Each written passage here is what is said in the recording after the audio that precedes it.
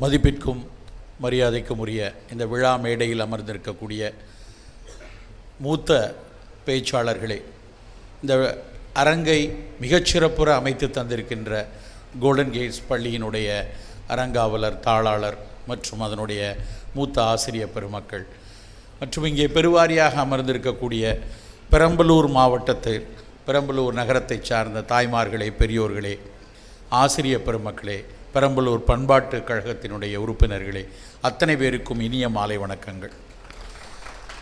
ஒரு அழகான கவிதை வடிவில் என்னை அறிமுகப்படுத்திய பாண்டியன் அவர்களுக்கு நன்றி. முதலில் பெரம்பலூருக்கு நான் ஒரு நன்றியை சொல்ல வேண்டும்.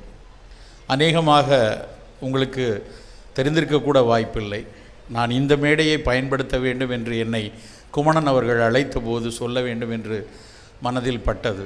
சொல்லணும், இங்கே அதைத்தான் முதலில் சொல்ல வேண்டும் என்று நினைக்கிறேன். ஒரு 5-6 ஆண்டுகள் இருக்கும்னு நினைக்கிறேன். தாரேஷ் சார் இங்கே ஐஏஎஸ் ஆஃபீஸர், அவங்க அப்போ கலெக்டராக இருந்த சமயத்தில் என்னை அழைத்திருந்தார்கள் பேசுவதற்கு. அந்த சமயத்தை ஒட்டி பாண்டியன் சார் தான் நினைக்கிறேன், அரும்பாவூர் பக்கத்தில் உள்ள ஒரு பள்ளியில் அதிலும் நீங்கள் பேச வர வேண்டும் என்று கூப்பிட்டிருந்தார்கள். நான் சென்னையில் ஒரு பெரிய மேல்தட்டு பள்ளி ஒன்றில் இரவில் பேசிவிட்டு ராக்ஃபோர்ட் எக்ஸ்பிரஸில் கிளம்பி காலையில் அதிகாலையில் திருச்சி அப்புறம் அங்கேருந்து ஊர்தியில் இங்கே பெரம்பலூர் வந்திருந்தேன். அன்றைக்கு இரவு, அடுத்த நாள் இரவு எனக்கு அன்றைக்கு இங்கே புத்தக கண்காட்சி, அடுத்த நாள் இரவில் ஒரு அரசு உயர்நிலை பள்ளியில் ஒரு அந்த ஆண்டு விழா நிகழ்விற்காக நான் வந்திருந்தேன். அந்த சமயம்தான் நான் 6ஆம் திணை எழுதி முடித்திருந்த காலம். அப்போ அங்கே அதை பேசிவிட்டு முந்தின நாள் சென்னையில் ஒரு பெரிய மேல்தட்டு மக்கள் படிக்கக்கூடிய பள்ளியில் பேசிட்டு அடுத்த நாள் இந்த அரசு பள்ளியில் பேசக்கூடிய வாய்ப்பு இருந்தது. எனக்கு முந்தைய தினத்தில் அன்றைக்கும் நான் அங்கே பரிசு கொடுத்தேன் ஒரு சிறப்பு விருந்தினராக. நிறைய குழந்தைகள் 11ஆம் கிளாஸ் 12ஆம் கிளாஸ் படித்த குழந்தைங்கள்லாம் கல்லூரி மாணவர்கள் போல் திடகாத்திரமாக நல்ல நவீன உடை அணிந்து நல்ல உடல்வாகோடு பரிசு வாங்கிட்டே போகிறாங்க. அடுத்த நாள் இங்கே பெரம்பலூர் மாவட்டத்தினுடைய அந்த அரசு பள்ளியில் நான் பார்க்கும்போது நிறைய குழந்தைகள் மெலிந்த தேகத்தோடு, சில குழந்தைகள் தன்னுடைய அண்ணனினுடைய சட்டையையும் அக்காவினுடைய பாவாடையும் போட்டுக்கொண்டு அப்பொழுது 9ஆம் வகுப்பு 10ஆம் வகுப்பில் நல்ல மதிப்பெண் வாங்கி, ஓரிரு மாணவர்கள் அங்கே படித்து விவசாய கல்லூரியில் மருத்துவக் கல்லூரிக்கு போனவர்களுக்கெல்லாம் பரிசு வழங்கக்கூடிய வாய்ப்பு கிடைத்தது. பார்த்து கொண்டே இருக்கும்போது இவ்வளவு மெலிந்த தேகத்தில் இருக்கிறார்கள். இவர் 11ஆம் வகுப்பு படித்திருக்கிறாரா, 9ஆம் வகுப்பு படிக்கிற மாதிரி இருக்காங்களே, 8ஆம் வகுப்பு படிக்கிற மாதிரி இருக்காங்களேன்னு மனசுக்குள்ளே ஓடிக்கொண்டே இருந்துச்சு. விழா முடிந்தவுடன் தலைமை ஆசிரியர்கள் அங்கே எல்லோரும் சேர்ந்து உணவு அருந்தினோம். உணவு அருந்தும்போது நான் கேட்டேன், ஏன் இவ்வளவு மெலிவாக இருக்காங்க, எல்லா குழந்தைகளும் மெலிவாக இருக்காங்களே அப்படின்னு கேட்டப்ப எனக்கு பெரிய வித்தியாசம் நகரத்திற்கும் கிராமத்திற்கும் தெரிகிறதுன்னு கேட்டப்போ, முதல்ல அங்கிருந்த ஒரு ஆசிரியை, ஒரு அம்மா, அவர்களும் இந்த மாவட்டத்தினுடைய ஆசிரியை, நான் பேரை மறந்துட்டேன். அந்த ஆசிரியை என்னிடம் சொன்னார்கள், சார் பல பேர் காலையில் சாப்பிட்றது கிடையாது சார் அப்படின்னாங்க. ஏன் நிறைய பேருடைய அப்பா அம்மாக்கள் வெளியூரில் வேலை செய்வாங்களா அப்படிலாம் கேட்டால், இல்லைங்க, காலையில் 8 மணி 7 மணிக்கு ஒரு விவசாய தொழிலாளிகளாக இருக்கக்கூடியவர்களோட பிள்ளைகள் தான் இவங்க. அந்த விவசாய தொழிலாளிகளை அழைத்து செல்வதற்காக வாகனங்களில் அவர்களை அழைத்து சென்று விடுவார்கள். இல்லைன்னா காலையில் முதல் பஸ்ஸை பிடித்து அவங்க போயிடுவாங்க. இங்கே இருக்க குழந்தைகளில் பெரும்பாலான குழந்தைகள் 6ஆம் வகுப்புக்கு மேற்பட்ட குழந்தைகளுக்கு ஒருவேளை முந்தைய நாள் வைத்திருந்த சமைத்த உணவு இருந்தால் அது காலையில் கிடைக்கும். இல்லைன்னா 5ஆம் கிளாஸுக்கு கீழே இருக்க சின்ன பிள்ளைங்களுக்கு பால்வாடியில் அங்கன்வாடியில் கொடுக்கக்கூடிய உருண்டையில் அந்த அம்மா ஒரு உருண்டை கொடுக்கறதுக்கு பதிலாக இந்த குழந்தைக்கு 2 உருண்டையாக கொடுத்து அக்காவும் தம்பியும் பகிர்ந்து கொள்வார்கள். அப்படித்தான் காலை உணவு கிடைக்கிறது. அதனால்தான் மெலிந்திருக்கிறார்கள். எங்கள் பள்ளியில் வாரத்துக்கு ஒரு நாள் இல்லை 15 நாளைக்கு ஒரு முறை அசம்பிளி நடக்கும். அந்த அசம்பிளியில் கண்டிப்பாக 2-3 பிள்ளைங்க டொப்புன்னு கீழே மயங்கி விடும். அப்போ அவங்க மயங்கி விழுந்தால் உடனே என்ன செய்யணுங்கிறதுக்காக எங்கள்கிட்ட 2-3 ஆசிரியர்கள் தயாராக இருப்போம் அப்படின்னு சொல்லி பேசுகிறாங்க. எனக்கு ரொம்ப உறுத்துச்சு, அது மனசெல்லாம் உறுத்துச்சு. அன்றைக்கு பிடி தியாகராயர், காமராஜர் வரைக்கும் நம்ம மதிய உணவு கொண்டு படிக்க வருவதற்காக உணவளித்த மாநிலம். ஆனால் காலையில் உணவு இல்லையே என்று மிகவும் வருந்தி இருந்தேன். அடுத்த நாளே நான் போய் ஆனந்தவிடனில் எழுதிய கட்டுரையினுடைய தலைப்பு பள்ளி குழந்தைகளுக்கு அவசியமான காலை உணவு, அப்படி தான் நான் கட்டுரை எழுதியிருந்தேன். சமயம் வந்தது. கடந்த ஆண்டு மாநில திட்டக்குழு உறுப்பினராக நான் சேர்க்கப்பட்டு தமிழகத்தில் முதல் திட்டமாக நம்முடைய முதலமைச்சர் அவர்கள் பள்ளி குழந்தைகளுக்கு காலை உணவு கொண்டு வர வேண்டும் என்கிற திட்டத்தை அவர் தன்னுடைய வாக்குறுதியாக எடுத்து வரும் பொழுது அவ்வளவு ஆர்வ மிகுதியாக நானும் எங்களுடைய திட்டக்குழு உறுப்பினர்களும் எனக்கு பெரம்பலூர் கற்றுக் கொடுத்த பாடம்தான் இன்றைக்கு தமிழகம் முழுக்க குழந்தைகளுக்கு காலை உணவை கொண்டு சென்று வந்திருக்கிறது. அதற்காக அத்தனை பேருக்கும் முதலில் நெஞ்சார்ந்த நன்றியை தெரிவித்துக் கொள்கிறேன். எல்லா நிகழ்வுகளிலும் இதுபோல் சில விஷயங்கள் எடுத்து ஒவ்வொரு நிகழ்வுகளிலும் ஒரு சொல் இங்கே விழுந்து கிடக்கும். இவர்கள் பேசியதிலிருந்து ஒரு சொல் இந்த இடத்துல கிடக்குது. எத்தனை பேர் அதை கவ்விக்கொள்கிறீர்களோ அதுதான் அடுத்த நகர்வுக்கான மிக முக்கியமான விஷயம். தங்கமும் ஞானமும் சேர்ந்து பேசினதுக்கப்புறம் எனக்கு உண்மையிலேயே பேச முடியலை. பல நேரங்களில் அங்கே உட்கார்ந்து கொண்டு பேச்சாளர்கள் உரையாளர்கள் பேசுவதை அப்படியே மனமுட்டி பேச கேட்க ஆரம்பிச்சிட்டோன்னா நம் மனதில் ஒரு திட்டம் வைத்திருப்போம், சில குறிப்புகளை எழுதி வைத்திருப்போம், எல்லாம் உடஞ்சி போயிடும். எனக்கு உண்மையிலேயே அந்த தங்கமே அப்படின்னு சொல்லணும் அவரை. அவர் பேசிய உரை அவ்வளவு ஈர்ப்பாக இருந்தது. அவர் சொன்ன நேர்த்தியாக கோர்த்து சொன்ன அது ஒரு ஞானாலயா பள்ளியினுடைய ஞானாலயா நூலகமாக இருக்கட்டும், இன்னும் எத்தனையோ செய்திகளாக இருக்கட்டும். அதுக்கப்புறம் இந்த பெஞ்சில் இருக்கிறவன் பேச்சை கேட்கவே கூடாது. பொதுவாக ஸ்கூல்ல எல்லாம் இந்த வரிசையில் உட்கார்ந்துருந்த அந்த பேராசிரியை அம்மா என்கிட்ட அங்கே உட்கார்ந்ததுலேருந்து இங்கே வரைக்கும் நான் கவிதையை பற்றி என்ன பேச போகிறேன்னு தெரியல இப்படியெல்லாம் பக்கத்தில் ஃப்ரெண்ட்ஸ் சொல்லிட்டே இருப்பானுங்க, நான் எப்படி தான் பரிசு எழுத போகிறேன்னு தெரியல அப்படின்ட்டு. கடைசியில் அவன் 98 மார்க் வாங்கியிருப்பான், நம்ம 65 வாங்குவோம். அது மாதிரி பொழந்து கட்டிட்டாங்க. எனக்கு முன்னால் இந்த இடத்துல கலாப்பிரியா இருக்கார், வண்ணதாசன் இருக்கார், பிரமிழ் இருக்கார்.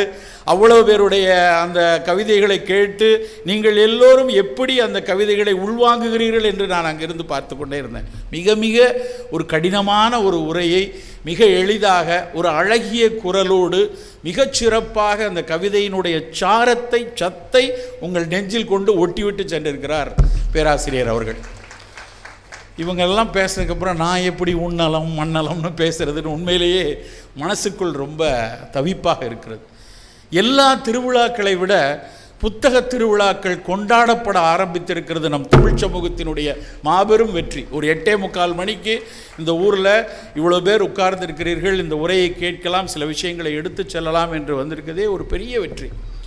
ஏன் புத்தகங்கள் வாசிக்கணும், ஏன் வீட்டில் நூலகம் இருக்கணும்? எனக்கு ரொம்ப சந்தோஷமாக இருந்தது. இன்றைக்கி ராத்திரியே ஃபோன் பண்ணி சொல்லணும். ஏன்னா 27 வருஷத்துக்கு அப்புறம் நான் வீடு கட்டேன் சென்னையில். அவ்வளோ நாள் வாடகை வீட்டில் இருந்து 2 ஆண்டுகளுக்கு முன்னாடி தான் வீடு கட்டினேன். வீடு கட்டினோடனே கட்டணும்னு முடிவு பண்ணோடனே என் ஆர்கிடெக்டை சொன்ன முதல் வார்த்தை எனக்கு ஒரு நூலகம் வேண்டும் அப்படின்னு ஒரு 100 சதுர அடியை குறித்து கொடுத்தேன். அந்த வாஸ்து புருஷன் அதெல்லாம் சொல்லலையேன்னு அவரும் வேதனையோட கேட்டார். சார் இப்போ எனக்கு சொல்லும்போது எனக்கு மனசுக்குள்ளே, ஏன்னா அவர்களோடு உரையாடுற விஷயம் அந்த புத்தகத்தில் இன்றைக்கி எங்களுடைய வீட்டின் நூலகத்தில் ஒரு குறைஞ்சபட்சம் ஒரு 3000 புத்தகம் இருக்கும். அவ்வளோ புத்தகங்களை வைத்திருக்கும் போது அவ்வப்போது நீ என்ன எவ்வளவும் படிக்க போகிறீங்களா, அவ்வளோலாம் படிக்க மாட்டோம். திடீர்னு அப்படி மேலே போவோம், தேவதேவன் கவிதைகளை எடுத்துகிட்டு கீழே வந்துடுவேன். அந்த கவிதைகள் எடுத்து 2 கவிதை எடுத்து வாசிச்சுட்டு தூங்குவோம். அது மாதிரி ஏதோ ஒரு கட்டுரை, ஏதோ ஒரு கவிதை, அந்த கவிதையும் கட்டுரைகளும் கொடுக்கக்கூடிய உற்சாகம்தான் எவ்வளவு களைப்பு இருந்தாலும் எவ்வளவு வலி வந்தாலும் நம்மை அடுத்த நகர்த்துவது என்பது நூலகங்கள் மட்டும்தான். பெரம்பலூர் புத்தக திருவிழாவினுடைய வெற்றியாக இருக்க வேண்டிய ஒரு விஷயம் என்னன்னா, இங்கே இருக்கிற நீங்கள் கேட்டுக்கொண்டிருக்கிற அத்தனை பேரும் தயை கூர்ந்து அடுத்த வளாகத்தில் குறைந்தபட்சம் 5 நூட்களாவது வாங்கிவிட்டு நீங்கள் செல்ல வேண்டும். அதுதான் இந்த திருவிழாவினுடைய பெரிய வெற்றியாக இருக்கும். இப்போ அரங்கு முடிக்க போகிறாங்க, 9 ஆயிடுச்சு. ஆனால் இன்னும் நடக்க இருக்கிறது 4-5 நாட்களாக. எந்த புத்தகமாவது இருக்கட்டும், ஒரு கவிதை புத்தகமாக இருக்கலாம், ஒரு கதை புத்தகமாக இருக்கலாம், உணவு புத்தகமாக இருக்கலாம். ஆனால் அந்த புத்தகங்கள் உங்களை உசுப்பி விடுவது போல் வேறு எதுவும் உசுப்பி விடாது. இவங்க 2 பேரும் இவ்வளோ தூரம் பேசுகிறாங்க அப்படின்னா அவங்க ஒரு ஆசிரியை, அவங்க தமிழ் ஆசிரியை, அவர் ஒரு பெரிய ஆசிரியர், ஒரு கல்வியாளர். அவர்கள் தன் பட்டப்படிப்பில் படித்ததை வைத்து பேசலை. பிரமிழ அவங்க பட்டப்படிப்பில் படிச்சிருப்பாங்களாம் தெரியல. வண்ணதாசனுடைய வரிகளை கொண்டு தக்காளி சிதறுவதில் அக்கறை சிதறுவதை கல்லூரியில் அவர்கள் படித்திருக்க வாய்ப்பில்லை. வண்ணதாசனை படிக்கும்போது தான் தெரியுது. எங்கள் வீடு கட்டுற இடத்துல ஒரு தேக்கு மரம், பெரிய மரம் பக்கத்து வீட்டில் இருந்துச்சு. அந்த கொம்பு அப்படி வளைஞ்சு வீட்டுக்குள்ளே வந்திருந்தது. அப்போ எங்கள் என்ஜினியர் அவர்கிட்ட கேட்டுட்டு அந்த கம்பை அறுத்துடலாம் அப்படின்னாரு. நான் வேண்டாங்க, அந்த கம்பு அப்படியே இருக்கட்டும், அதுக்கு ஏற்ற மாதிரி நம்ம படத்தை வரைவோம். என் மொட்டை மாடியில் அந்த தேக்கு மரத்தோட கம்பு இருந்தால் நல்லாயிருக்கும் அந்த கிளை இருக்கட்டுமே. வழக்கமாக தேக்கு மரத்தை செதுக்கி நேராக வளர்த்துருவாங்க. ஆனால் அந்த தேக்கு வந்து வளைஞ்சு இப்படி நின்றுச்சு. இருக்கட்டும் அது அப்படின்னு சொன்னேன். ஏன்னா பைத்தியக்காரனா ஒரு நூலகம் கட்டணுங்கிறான், மரத்தை இப்படி வரணும் அப்படிங்கிறான். எனக்கு அந்த உத்வேகத்தை, அந்த மரத்தின் கிளையை எங்கள் வீட்டு மொட்டை மாடியில் இருக்க வேண்டும் என்று உத்வேகப்படுத்தியது வண்ணதாசனின் ஒரு வரி தான். ஒரு சின்ன வரி, 3 வரி, கவிதையினுடைய வரி, ரொம்ப ஆழமாக என் மனசில் தைத்த ஒரு வரி. ஒரு கவிதை, குட்டி கவிதை. பூ பூப்பது அதன் இஷ்டம், பூ பூப்பது அதன் இஷ்டம், போய் பார்ப்பது உன் இஷ்டம், தேக்கும் பூக்கும். இவ்வளோதான் கல்யாண்ஜியினுடைய கவிதை. தேக்கும் பூக்கும்ங்கிற 2 சொல்லுக்குள்ள எவ்வளோ பெரிய வாழ்வியல் இருக்குங்கிறது திரும்ப திரும்ப திரும்ப படித்தா தான் தெரியும். தேக்குனாலே வலிமையான ஒரு மரம் என்று தான் நமக்கு தெரியும். ஆனால் தேக்கும் பூக்கும் அப்படிங்கிற ஒரு விஷயம் எத்தனை வாழ்க்கையில் பல விஷயத்தை கற்றுக் கொடுக்கும், பல ஒரு நுட்பமான வாழ்வியல் செய்திகளை கொடுக்கும். அந்த தேக்கு பூத்திருந்ததை நான் புகைப்படம் எடுத்து தேக்கும் பூக்கும் என்று எழுதி கல்யாண்ஜிக்கு எழுதி அனுப்பினேன். எங்கள் வீட்டில் நீங்கள் வந்து பார்க்கணும். நான் ஒரு வண்ணதாசன் கல்யாண்ஜி கவிதையினுடைய தீவிரமான ரசிகன். அந்த மாதிரி வரிகள் என நான் சார்ந்திருக்கிற சித்த மருத்துவத்திற்கோ, நான் பேசி கொண்டிருக்கிற உணவு விஷயத்திற்கோ நேரடி தொடர்பு இல்லாமல் இருக்கலாம். ஆனால் அதை யோசிக்க வைக்கக்கூடிய என் குருதி ஓட்டத்துக்கு இந்த கவிதைகள் மிக மிக அவசியமானது என்று நான் நினைக்கிறேன். அப்படி ஏராளமான புத்தகங்கள் இருக்கிறது. இங்கே ஆண்டன் சகாவ் அப்படின்னு ஒரு எழுத்தாளர். அந்த ஆண்டன் சகாவ்ங்கிறது ஒரு பெரிய ரஷ்ய எழுத்தாளர். அவரை எனக்கு அறிமுகப்படுத்தியது எஸ் ராமகிருஷ்ணன். அவர் தான் ஆண்டன் சகாவை பற்றி அவர் நிறைய பேசியிருக்கிறாரு, நிறைய எழுதியிருக்கிறார். அந்த ஆண்டன் சகாவினுடைய சிறுகதைகளை மொழிபெயர்ப்பு செய்து எழுதியிருக்கார். கண்டிப்பாக இங்கே காத்திருக்கும் உங்களுக்காக. தயவு செய்து போய் வாங்கி பார்க்கணும். ஒரு 44 வருஷம் வாழ்ந்த ஒரு மனிதர், அவர் போல் ஒரு சிறுகதை எழுத்தாளர் இன்றைக்கு உலகில் இல்லை என்று அவர் சொல்கிறார். ஒரு 10-12 நாடகங்களும் சில கதைகளும் மட்டும்தான் எழுதியிருக்கிறார் 44 வயசில். மிக மிக கடினமான ஒரு பலசரக்கு கடைக்காரனுடைய 6 பிள்ளைகளில் கடைசி பிள்ளையா, 3வது பிள்ளையா, 4வது பிள்ளையா பிறந்தவர். வறுமையின் உச்சத்தில் இருந்தவர். மொத்த ஊரை விட்டு விரட்டி அடிக்கப்பட்ட குடும்பம். அதிலிருந்து படித்து சாதாரணமாக படிக்கல, அவர் மருத்துவர் ஆனார். அவர் வந்து எழுதுவார், என்னுடைய profession is my wife and poetry and my story is my mistress அப்படின்னு எழுதியிருப்பார். கவிதை எனக்கு வந்து என்னுடைய வாழ்க்கையில் வாழ்வாதாரம் அடிப்படையில் மருத்துவம் தான். ஆனால் நான் எழுத்தும் என்னுடைய கவிதைகளும் தான், என்னுடைய நாடகங்கள் தான் எனக்கு என்னை உசுப்புவது அப்படின்னு சொல்லி எழுதியிருப்பார். அந்த ஆண்டன் சகாவ் வந்து பல விஷயங்கள் பேசியிருக்கார். ரொம்ப ரொம்ப சுவாரஸ்யமான ஒரு விஷயம் இருக்கும். என்ன சொல்லுவார்னா, அவர் காதலித்து ஒருத்தரை கல்யாணம் பண்ணுறார். அவர் வந்து ஒரு மிகப்பெரிய எழுத்தாளர் ஆகிறாரு. அவர் காதலித்து ஒரு பொண்ணை கல்யாணம் பண்ணுறாரு. கல்யாணம் பண்ணோடனே ஒரு கட்டளை போடுறார். ரொம்ப சுவாரஸ்யமான கட்டளை. நம்ம 2 பேரும் கல்யாணம் பண்ணிக்கலாம், ஆனால் நீ மாஸ்கோவில் தான் இருக்கணும், நான் அவர் வந்து பீட்ஸ்பர்க்கோ எங்கேயோ, நான் இந்த ஊரில் தான் இருப்பேன், சனி ஞாயிறு மட்டும்தான் நம்ம சந்திச்சுக்கணும் அப்படிங்கிறார். அப்போ தான் கடைசி வரைக்கும் காதலர்களாகவே நம்ம இருக்க முடியும். என் வானத்தில் தெரியும் நட்சத்திரங்கள் தினசரி என் வானத்தில் இருக்கக்கூடாது அப்படின்னு அவர் எழுதியிருப்பார். நானும் காதலித்து கல்யாணம் பண்ணவன் தான். ஆனால் ஆண்டன் சகாவை ஒரு 30 வருஷத்துக்கு அப்புறம் தான் படித்தேன். என் ஒய்ஃப்ட்ட சொன்னேன், இதை முதலே நம்ம 2 பேரும் படிச்சிருந்தோம்னா இந்த மாதிரி கண்ணாபுண்ணான்னு சண்டை போட்டுட்டு இருக்க மாட்டோம். நீயும் உங்கள் ஊரில் இருந்திருக்கலாம், நான் எங்கள் ஊரில் இருந்திருப்பேன், சனி ஞாயிறில் நம்ம சந்திச்சிருக்கலாம் அப்படின்னு சொல்லி வேடிக்கையாக சொல்வது உண்டு. அது மாதிரி பல ஒரு நுட்பமான விஷயங்களை தருவது நூல்கள் மட்டும்தான். நீங்கள் எந்த துறையை சார்ந்தவர்களாக கூட இருக்கலாம், நீங்கள் நிறைய ஆசிரியர்கள் இருக்கலாம், வணிகர்கள் இருக்கலாம், எந்த துறையில் இருக்கட்டும், ஏதாவது ஒரு நூலை வாங்கி வாசியுங்கள். அந்த நூல் புரட்டி போடும் உங்களை. எந்த நூல் முன்னால் வாசிப்பதற்கு தலை குனிகிறீர்களோ உங்கள் வாழ்க்கை முழுக்க தலை நிமிர்ந்து நிற்கலாம். அதுதான் இந்த நூல்கள் கொடுக்கக்கூடிய மிகப்பெரிய விஷயம். உங்களுடைய குழந்தைகளுக்கு, கண்டிப்பாக உங்களுடைய குழந்தைகளுக்கு பரிசு பொருளாக அடிக்கடி புத்தகங்களை கொடுத்து கொண்டே இருங்க. சிறு வயதில் அந்த ரத்னபாலா, அம்புலி மாமா, பாலமித்ரா, எனக்கு ஞாபகம் இருக்கிறது 3 புத்தகம் தான். எங்கள் அம்மாவும் எங்கள் அப்பாவும் எப்போ போனாலும் நான் கேட்கறது அதுதான். அதுக்கப்புறம் முத்து காமிக்ஸ், இந்த 3 புத்தகம் தான் வாசிக்க முதல்ல கற்றுக் கொடுத்தது. அதுக்கப்புறம் நூலகங்களில் போய் அப்போ இருந்த வயது ஒரு 9 வயது, 9ஆம் வகுப்பு 8ஆம் கிளாஸ் படிக்கும்போது சங்கர்லால், தமிழ்வாணனுடைய சங்கர்லால் எடுத்து படிக்க ஆரம்பித்தோம். 11 மீசை லைட்டாக அருமனோடனே சுஜாதா புத்தகத்தை எடுக்க ஆரம்பித்தோம். அந்த சுஜாதா புத்தகம் 3-4 புத்தகம் வந்திருக்கும், புது புத்தகம் நூலகத்தில் வந்திருக்கும். நானும் என் நண்பன் பத்மநாபன், அவனும் இன்றைக்கி பெரிய மருத்துவர், மிகப்பெரிய மருத்துவர். அவர் 2 பேரும் போன உடனே அந்த லைப்ரரியனுக்கு எங்கள் மேலே பயங்கர கடுப்பாக இருக்கும். எங்கள் மேலே பார்த்தோன்னே வந்துட்டாங்களா, பின்னாடியே போடா அப்படிம்பார் அந்த லைப்ரரி அசிஸ்டண்ட்டை கூட. ஏன்னா புதுசாக 2 கதை புக்கு வந்துருச்சுன்னா அது 2 ஏன்னா ஒரு டோக்கன் 2 ரூபாய்க்கு ஒரு அட்டை உண்டு, அதுக்குள்ளே சொருகி தான் கொடுப்பாங்க. ஒரு புத்தகம் தான் எடுக்க முடியும். ஆனால் இன்னொரு புத்தகம் நாளைக்கு வந்தால் கிடைக்குமான்னு தெரியாது. அதனால் நான் வந்து ரொம்ப சிறப்பாக அந்த இன்னொரு புத்தகத்தை எடுத்துகிட்டு போய் எக்கனாமிக்ஸ் ஸ்கூலில் கொண்டு போய் ஒழிச்சு வச்சுருவேன். எவனும் எடுக்கக்கூடாது, நாளைக்கு வந்தால் திரும்ப அது வரணும், எனக்கு மட்டும்தான் அந்த இடம் தெரியணும்னு கொண்டு ஒழிச்சு வைப்பேன். இந்த விஷயம் அவருக்கு தெரிஞ்சு போச்சு. இவனுக்கு வந்தாலே ஏதாவது அவனுக்கு வேண்டிய 2 புத்தகத்தை எடுத்து கொண்டு போய் எங்கனையாவது சொருகி வச்சுட்டு அதுக்கப்புறம் அடுத்த நாள் வந்து எடுக்கிறான்னு தெரிஞ்சு அப்படி திட்டமிட்டாங்க. அவ்வளவு தூரம் வாசிப்பில் காதல் இருந்தது. அப்படியே அங்கேருந்து அப்படி சுஜாதாவுக்கு வந்து, அப்புறம் பாலகுமாரனுக்கு வந்து, அப்புறம் வண்ணதாசனுக்கு வந்து, ஜெயமோகனுக்கு வந்து, ராமகிருஷ்ணனுக்கு வந்து நகர்ந்து கொண்டே இருந்தோம். இந்த வாசிப்பினுடைய விரிப்பு பள்ளிக்காலத்தில் நடந்ததுனால மட்டும்தான் இன்றைக்கி இப்படியே நகர முடிந்தது. நண்பர்களே, உங்கள் குழந்தைகளுக்கு வாசிப்பை முதலில் நேசிக்க கற்றுக்கொள்ளுங்கள். ஏன்னா இன்றைக்கி அம்மா சொன்ன மாதிரி முழுக்க முழுக்க அந்த ரீல்ஸும் ஷார்ட்ஸும் எவ்வளவு குப்பையாகி மனதை ஆக்கி கொண்டிருக்குங்கிறது உங்கள் குழந்தைகளை நீங்கள் பார்த்தால் தான் தெரியும். ஏன் இப்படி சொல்கிறேன் என்றால், நேற்று நடந்த சம்பவத்திலிருந்தே உன்னலத்திற்குள் வரலாம். நேற்றும் 11:30 மணி ராக்ஃபோர்ட், 10:30 வரைக்கும் எனக்கு வரிசையாக நோயாளிகள். 10:30க்கு நான் முடிக்கிறேன். 10:30க்கு முடித்து அப்போது ஒரு சிறிய ஒரு முக்கியமான எங்கள் அலுவல் சார்ந்த ஒரு விஷயத்தை பேச வேண்டியிருக்குது.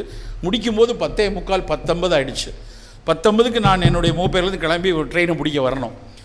வேகமாக வருவதற்காக கீழே இறங்கி படிக்கிட்ட வரும்போது என் கூட வந்த என்னுடைய உதவியாளர் வந்து, சார் ஒரே ஒருத்தர் மட்டும் வெளியே நின்றுட்டுருக்காரு சார். சட்டென்று எனக்கு கோபம் பற்றியது. 11:20க்கு நான் ட்ரெயின் அங்கே போகணும். நீ இப்போ போய் ஒருத்தர் வந்திருக்காரு, உங்களை பார்க்கணும் சார். 8 மணிலேருந்து அவங்க நிற்கிறாங்க, ஒரு 5 நிமிஷம் பார்த்துட்டு போங்க அப்படின்னு அவர் என்னை கடிந்து கொள்கிறார். சடான் சரி வர சொல்ல உள்ள அப்படின்னு சொல்லிட்டு திரும்ப மருத்துவமனைக்குள்ளே போகிறேன். 32 வயது இளைஞன், அவருடைய தாயார் வந்து கிட்டத்தட்ட 55 வயது. 2 பேரும் நான் 10 வருடங்களாக பார்த்த நபர்கள் தான். ஒரு வருடங்கள் பார்த்துருக்காமல் இருப்பேன். வந்தால் அந்த 30 வயது பையனுக்கு மனநோய், உளவியல் நோய். அவன் கிட்டத்தட்ட 7-8 நாட்களாக தூங்கவே இல்லை. தூங்காமல் இருந்து கையில் ஒரு 7-8 ப்ரிஸ்கிரிப்ஷன் வச்சுருக்கிறான். ஒரு 3-4 மருத்துவரை போய் பார்த்துருக்கிறார்கள். உளவியல் மருத்துவர்கள் அவரை உறங்க வைப்பதற்காகவும் உளவியல் ரீதியான மருந்துகளை எழுதியிருக்கிறாங்க. இவனுக்குள்ள பதட்டம், சார் இந்த மாத்திரை எல்லாம் திரும்ப சாப்பிட வச்சுருவாங்க சார், இதெல்லாம் தூக்க மாத்திரை சார். என் கூட இருந்தவங்கெல்லாம் பெரிய உளவியல் நோயாளியாக உட்கார வச்சு என்னைய நடுவில் உட்கார வச்சுட்டாங்க சார். எனக்கெல்லாம் உளவியல் நோயெல்லாம் கிடையாது சார், தூக்கம் தான் வரல. ஆனால் அந்த மருத்துவர் எனக்கு இப்படி எழுதுகிறாரு. சாடுகிறான். அவன் கடுமையான மன அழுத்தத்தில் இருக்கிறான்ங்கிறது பார்த்த உடனே தெரியுது. தூங்கலை. ஒரு பெரிய தொழில்நுட்பம் படித்த, பொறியியல் படித்தவன், நல்ல பணியில் இருக்கக்கூடிய ஆள், 30 வயது 31 வயது. அந்த அம்மாவின் கண் முழுக்க கலங்கி போயிருக்காங்க. சார் ஏதாவது சொல்லுங்கள் சார், நேற்று வரைக்கும் தூங்கலை, இன்றைக்கி அவன் தூங்கணும், எதையாவது ஒன்று மருந்து கொடுத்து அவனை தூங்க வைங்க. அவன் கேட்க மாட்டேங்க. நான் சொன்னேன், நல்ல மருந்து உன் உளவியல் மருத்துவர் எழுதியிருக்காரு, சும்மா தூங்க வைக்கும். ஒரு 10 நாள் தூங்கினேன்னா உன் வாழ்க்கை எல்லாமே மாறிடும்பா. அப்புறம் மாத்திரையெல்லாம் எடுத்துடலாம், மெதுவாக வந்துடலாம், அதுக்கப்புறம் நீ சித்த மருந்தில் எடுத்து வரலாம், முதல்ல அதை எடுத்துக்கொள் அப்படின்னு நான் சொல்கிறேன். அவன் கேட்க மாட்டேங்கிறான். அப்புறம் கடைசியில் நான் எங்களுடைய சித்த மருந்து 2 இதை தூங்க வைக்கக்கூடிய மருந்து எழுதிவிட்டு, அந்த நவீன மருத்துவத்தில் ஒரு மருந்தையும் சேர்த்து எடுத்துக்கோ, நீ இன்றைக்கு உறங்கி ஆகணும் அப்படின்னு சொல்லிட்டு, எனக்கும் நேரம் இல்லை. 11 ஆச்சு, 11:10 ஆச்சு. தடாலனா கிளம்பி ஓடி 11:30க்கு வந்துட்டேன். 11:40 கிளம்பி இங்கே 4:30க்கு இறங்கினோடனே என்னுடைய ஊர்திக்காக அழைப்பதற்கு என் ஃபோனை எடுத்து வந்து அந்த ஊர்தி எண் என்னன்னு தெரியல. அது எனக்கு வந்து உங்களுடைய அலுவலர் வந்து அந்த வாட்ஸ்அப்பில் அனுப்பியிருக்காரு. அதனால் வாட்ஸ்அப்பை ஓப்பன் பண்ணி பார்க்குறேன். வாட்ஸ்அப்பில் ஆன்லைன் பார்த்தோடனே அந்த பையன் என்னை திரும்ப அடிக்கிறான். கால் 4:20க்கு அடிக்கிறான். சார் 3:30 வரைக்கும் தான் சார் தூங்கினேன், 12:30லேருந்து 3:30 வரைக்கும் தான் தூங்கியிருக்கேன், 3 மணி நேரம் தான் தூங்கியிருக்கேன், எனக்கு பத்தாது, ஏதாவது ஒரு மருந்து எனக்கு சொல்லுங்கள், இப்போ சொல்லுங்கள் அப்படின்னு ஃபோன் அடிக்கிறான். எனக்கு அவனுடைய பதட்டம் புரிகிறது. ஆனால் அந்த அவங்க தாய் எவ்வளோ வேதனையில் கூட இருந்துகிட்ருப்பாங்க, எப்படியான ஒரு சூழலில் அந்த குடும்பம் இருக்கும். நான் யோசித்து கொண்டே திரும்பவும் 4:30 மணிக்கு அவனுக்கு மெசேஜ் அனுப்பி, பயப்படாத, போய் படு, புத்தகத்தை பார்க்காத, வேறு எதுவும் படிக்காத, வாட்ஸ்அப்பெலாம் ஆன் பண்ணாத, இருட்டறையாக இருக்கட்டும், கண்டிப்பாக ஒரு 15 நிமிஷம் அப்படி படுத்தேன்னா இன்னொரு 3 மணி நேரம் தூக்கம் கிடைக்கும், பிரச்சனை இருக்காது, நாளைக்கும் மறுதினமும் நீ இந்த மாத்திரை எடுத்து தான் ஆகணும் அப்படின்னு சொல்லிவிட்டு காலையில் 5 மணிக்கு சொல்லிட்டு தான் கிளம்பி வரேன். நண்பர்களே, நன்றாக நல்லா புரிந்து கொள்ளுங்கள், நம் சமூகத்தில் மிகப்பெரிய அளவில் பெருகி வரக்கூடிய நோய்களில் ஒன்று மனநல நோய். நம்மெல்லாம் நினச்சிட்ருக்குறோம் மனநலம்னா சட்டையை கிழிச்சிட்டு ரோட்டில் கத்தி கொண்டிருக்கிறது தான் மனநல நோய் அப்படின்னு நினைக்கிறோம். அப்படி கிடையாது. உங்களில் எத்தனை பேர் இரவில் நல்ல இப்போ போய் சாப்பிட்டு தூங்கிட்டு நல்ல ஒரு அன்இன்டரப்டட் ஸ்லீப்புமாங்க, எந்த இடையூறும் இல்லாமல் தூங்கி அதிகாலையில் ஒரு 1க்கு வரலாம், இல்லை மலம் கழிக்கிறதுக்கான உந்துதல் வரலாம். அப்போ ஒரு 6-6:30 மணிக்கு எழுந்த 10 நிமிடத்தில் ஒரு பீரிக்கும் உற்சாகம் உங்கள் எத்தனை பேருக்கு இருக்கோ அவர்களுக்கு தான் மனநோய் இல்லைன்னு அர்த்தம். எத்தனை பேருக்கு சார் இருக்குது? நம்ம பல பேருக்கு இல்லை. பல பேருக்கு ஏண்டா விடியுதுன்னு ஒன்று, தூங்கின மாதிரியே இல்லாமல் புரண்டு புரண்டு புரண்டு புரண்டு இப்படி அப்படின்னு படுக்கிறது, 3 தடவை 4 தடவை சிறுநீர் கழிக்க இரவில் எழுந்து கொள்வது எத்தனை பேருக்கு இன்றைக்கி இருந்துகிட்ருக்கு. பல பேர் நம்மை அறியாமல் நம்ம ஒரு சின்ன உளவியல் சிக்கலில் இருந்து கொண்டே இருக்கிறோம். நான் இங்கே உட்கார்ந்து குழந்தைகளெல்லாம் ஆடுறதை பார்த்து ரசித்து கொண்டிருந்தேன். எனக்கு ரொம்ப மனதுக்கு அவ்வளோ மகிழ்ச்சியாக இருக்குது. இந்த பிள்ளைங்க ஆடுறப்ப நான் இப்போ கல்வியாளர் அவர்கள்ட்ட, அவங்களுடைய ரவி சார்கிட்ட சொன்னேன், சார் இது ரொம்ப அடிப்படை. இன்றைக்கி எல்லா பிள்ளையும் நீட்டு பாஸ் பண்ணிடும், ஜேஇ பாஸ் பண்ணிடும், எங்கேயோ போய் உட்காந்துரும். அதிலெல்லாம் எந்த சந்தேகமும் கிடையாது. நல்ல பள்ளி, நல்ல ஆசிரியர், நல்ல சரியான வழிகாட்டுதல் எல்லாம் இருந்ததுன்னா அது படித்து மேலே போயிடும். ஆனால் இன்றைக்கு அப்படி படித்து வரக்கூடிய குழந்தைகளில் 30% குழந்தைகள் உளவியல் ரீதியாக சரியான ஒரு தொழில் முனைவோராக வருவதே இல்லை. ஏதாவது ஒரு சின்ன சிக்கல் அவர்கள் படிப்பிலோ வாழ்க்கையிலோ நடந்துச்சுன்னா ஒட்டஞ்சு நொறுங்கி போயிடுறாங்க. பல பேரை பார்த்து கொண்டே இருக்கிறோம். ஆடும்போது அந்த குழந்தைகள்லாம் எவ்வளோ மகிழ்ச்சியாக ஆடுது. எனக்கு அவங்கள விட அந்த இவர்களெல்லாம் ஆட்டுவித்து கொண்டு இருக்கிற 2 ஆசிரியரை நான் பார்த்துக்கிட்டே இருந்தேன். எனக்கு அவர்களைத்தான் ரொம்ப கவனமாக எப்படி ஆடணும், அப்படி ஆடணும், அப்படி தலை குனி இப்படி குடின்னு இங்கே ஆடிக்கிட்டே இருப்பாங்க. நான் பல பள்ளிகளில் பார்ப்பேன். அந்த ஆசிரியர்கள் தான் போற்றுதலுக்குரியவர்கள். அந்த ஆசிரியர்களை நான் வணங்கி மகிழ்கிறேன். ஏன்னா ஒரு நடனத்தை கற்றுக் கொடுக்கும்போது பள்ளியில் பாடம் கற்றுக் கொடுக்கறது இருக்கலாம், ஒரு நடனத்தை கொடுத்து அந்த பிள்ளைகளுக்கு என்ன ஒரு மகிழ்ச்சி, ஒரு மேடையில் இருக்கக்கூடிய கூச்சம் போகிறது. மேடையில் கூச்சம் போய் ஒரு பாராட்டுதலை கிடைக்கும் போது கிடைக்கக்கூடிய மகிழ்ச்சி, அதற்காக தன்னை அலங்கரிப்பதில் ஏற்படக்கூடிய மகிழ்ச்சி, அதில் ஆடக்கூடிய ஒரு குழந்தைகளுக்கும் உள்ளம் வலுவாவதற்கு இந்த மாதிரியான படிப்பு தான் ரொம்ப அவசியம். நம்ம வீட்டில் சில பேர் என்ன சொல்லுவாங்க, பையன் யார்ட்டையும் பேச மாட்டான் சார், அவன் உண்டு, அவன் வேலை உண்டு, படிப்பில் ஃபஸ்ட்டு அப்படிமா. எனக்கு ரொம்ப பக்குன்னு இருக்கும். இப்போ தொலைஞ்சாவன் ரூமை விட்டு வெளியே வராத பசங்கள்லாம் பார்க்குறேன். இப்போ கூட +2 எக்ஸாம் நடந்துகிட்ருக்கு. நான் பரீட்சை முடிஞ்சுதான் ஒருத்தர் பையன்கிட்ட கேட்டேன், நாளைக்கு சார், நாளையோட முடியுது சார் அப்படின்னா. தயவுசெய்து இனிமையாக அவனை மனுஷனாக்குங்க. கிட்டத்தட்ட 1.5 வருஷம் வச்சு அவனை பார்த்து அவன் அறைக்குள்ளே போகிறான், அதுக்கப்புறம் போய் படிக்கிறான். நான் கேட்க, என்னடா ஐஐடி ஜேஇ முடிச்சு அப்படியே அட்வான்ஸ்லாம் பாஸ் பண்ணி ஐஐடி டெல்லி கண்டிப்பாக கிடச்சிருமா அப்படிங்கிறான்.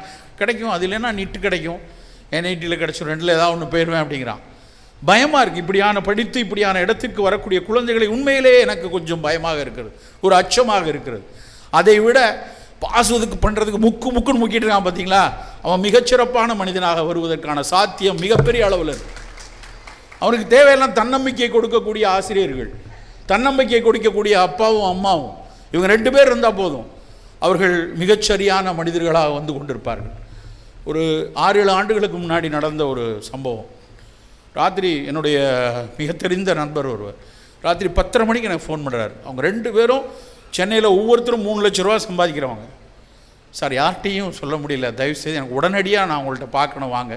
எனக்கு ரொம்ப தெரிஞ்ச நண்பர், வாங்க. என்ன மனைவியை காணலை, என்னாச்சு அப்படின்னா, இல்லை அவளுக்கு கொஞ்ச நாளாகவே உளவியல் சிக்கல் இருந்தது. ஏன் இவ்வளோ நாள் என்கிட்ட பழகிற, இவ்வளோ நாள் என்கிட்ட பேசிகிட்டு இருக்கிற, ஒரு நாள் என்கிட்ட சொல்லியிருக்கீங்களா அப்படின்னா, எப்படி சார் சொல்கிறது, அவள் என்னென்னமோ பேசிகிட்டு இருக்கிறா, என்னென்னமோ சொல்கிறா, நான் எப்படியாவது அவளை ஆற்றுப்படுத்தணும்னு சொல்லி நான் தட்டி கொடுத்து வந்துட்டே ஏன் தட்டி கொடுக்குற விஷயமா, இது எவ்வளவு சிக்கலான விஷயம். பைப்போலார் டிசீஸ்னு பேர், பெரனாய்டு டிசீஸ்னு பேர். அவர்கள் ஒரு கற்பனை உலகத்துக்குள்ளே போயிடுவாங்க. அந்த கற்பனை உலகத்தில் அது என்ன சொல்கிறதோ அதைத்தான் அவர்கள் பேசிக்கொண்டே இருப்பாங்க, கேட்டுக்கொண்டே இருப்பாங்க. ஒரு பிடெக் MBA படித்தவங்க, இவர் ஒரு MBA படித்தவர், மிகப்பெரிய அளவில் இருக்கக்கூடிய ஆளுங்க. ஆனால் அந்த பெண்ணுக்கு அப்படி ஒரு சிக்கல் காணோம். நானும் அவரும் கார் எடுத்துகிட்டு தேடுறோம், எங்கெல்லாம் அவங்க இருப்பாங்க. ஸ்கூலில் பையன் படிக்கிற ஸ்கூல் டீச்சர், அவங்க வீடு, இவங்க எங்கேயும் கண்டுபிடிக்க முடியல. நடு இரவில் 2 மணிக்கு ஒரு திடீரென அவர் இந்த இடத்துக்கு போவாங்கன்னா ட்ரை பண்ணி பார்ப்போமா, 2 மணி, நள்ளிரவு 2 மணிக்கு சென்னையில் இருக்கக்கூடிய மிக முக்கியமான ஒரு இடத்துக்குள்ளே போய் வண்டியில் பார்த்தா அந்த பூங்காவில் தனியாக அந்த பெண் உட்கார்ந்துருக்கா. பதறி போய் அப்படியே வாமான்னு சொன்னாங்க. வரமாட்டேன், நீங்கள்லாம் என்னை கொன்றுவீங்க, எல்லா உலகம் என்னை கொல்றதுக்கு ரெடியாக இருக்காங்க, எல்லோரும் வரமாட்டேன்னு சொல்கிறாங்க. நான் ஒரு பக்கம், கணவரை நீங்கள் கொஞ்சம் பேசிட்டுருங்க, நான் எடுக்கிறேன்னு டக்குன்னு நான் ஒரு மிகப்பெரிய மருத்துவமனையினுடைய அந்த ஆம்புலன்ஸ் கொண்டு வாங்க அப்படிங்க ஃபோன் பண்ணுறேன். நான் டாக்டருங்க, எனக்கு வண்டிக்கு நான் சொல்கிறான், உளவியல் நோயாளின்னு சொன்னேன். சார் மென்டல் ஹெல்த் பீப்புளுக்கு நாங்கள் ஆம்புலன்ஸ் தர மாட்டோம், நீங்கள் மென்டல் ஹெல்த் ஹாஸ்பிட்டலில் கூப்பிட்டு அவங்கள கேட்டுக்கோங்க.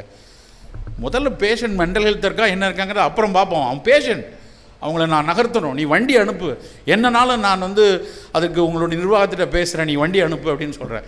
கடைசியில் வண்டி வந்ததுக்கப்புறம் கூப்பிட போனால் சுற்றி அந்த பக்கத்தில் ஏதோ ஒரு தகவல் திரட்டுவதற்காக காவல்துறை அதிகாரிகள் நிறைய பேர் வந்திருக்காங்க.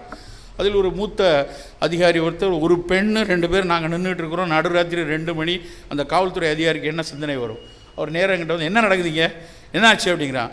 அந்த பெண் உடனே சொல்ல, அந்த 2 பேரும் என்னை கொல்லதுக்கு வந்திருக்காங்க அப்படிங்கிறான்.